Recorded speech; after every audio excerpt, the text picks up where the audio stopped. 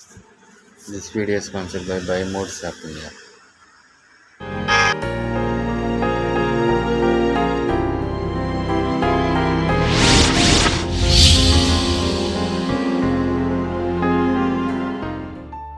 நவீன மருத்துவ உலகில் இன்று அதிகளவில் பயன்படுத்தப்படும் சொற்களில் டயாலிசிஸும் ஒன்று.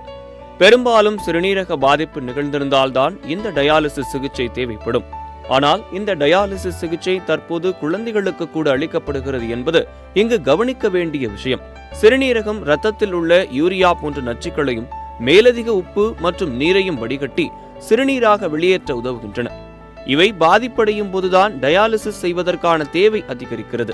அதேபோல சிறுநீரகங்களுக்கு முதல் எதிரிகள் நீரிழிவு மற்றும் இரத்த கொதிப்பு ஆகிய 2 நோய்களும் தான்.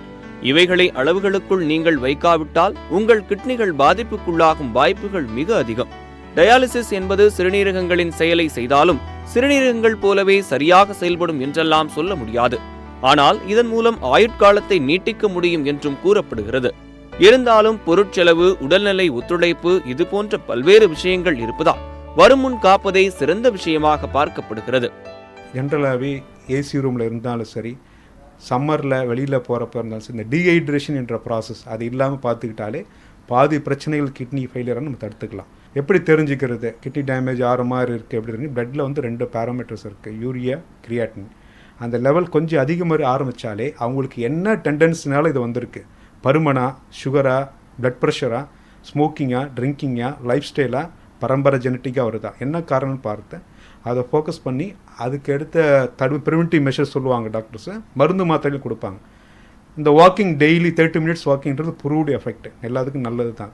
அந்த எஃபெக்ட்டையும் பார்த்துட்டு மாத்திரை மருந்து சாப்பிட்டுட்டு இருக்கிறப்ப இந்த மாதிரி கிட்னி ஃபெயிலியர் 60-70 வயசுக்கு மேலே பாதிக்கப்படுறத நம்ம கண்டிப்பாக தடுக்கலாம். அந்த வகையில் சிறுநீரகத்தை பாதுகாக்க என்னென்ன செய்ய வேண்டும், என்னென்ன செய்யக்கூடாது என்பதை தற்போது பார்க்கலாம். சிறுநீரகத்தை பாதுகாப்பது எப்படி? சிறுநீர் மலத்தை அடக்கக்கூடாது. தாகம் எடுக்கும் போதெல்லாம் தண்ணீர் அருந்த வேண்டும். நாளொன்றுக்கு 3 முதல் 4 லிட்டர் தண்ணீர் அருந்த வேண்டும். புகை, மது பழக்கத்தை தவிர்க்க வேண்டும்.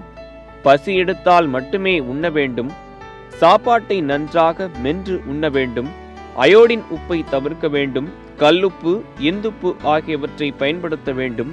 பாக்கெட்டில் அடைக்கப்பட்ட தின்பண்டங்கள், கூல்ட்ரிங்க்ஸ் ஆகியவற்றை தவிர்க்க வேண்டும். மரபணு மாற்றப்பட்ட காய்கறி, பழங்களை உண்ணக்கூடாது. வலி நிவாரணி மாத்திரைகளை அறவே தவிர்க்க வேண்டும். மருத்துவரின் ஆலோசனை இல்லாமல் சுயமாக மருந்துகள் வாங்கி உண்ணக்கூடாது. தினமும் நடைபயிற்சி என்பது அவசியமான ஒன்று. தினசரி 7 மணி நேரமாவது உறங்க வேண்டும்.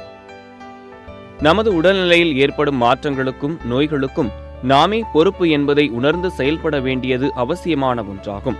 எனவே வருமுன் காப்போம் என்பது போல நமது உணவு, பழக்க வழக்கங்கள் என அனைத்தையும் இயற்கைக்கு மாறாக கொண்டு செல்லக்கூடாது என்பதும் இங்கு எச்சரிக்கை செய்தியாகவே அமைகிறது.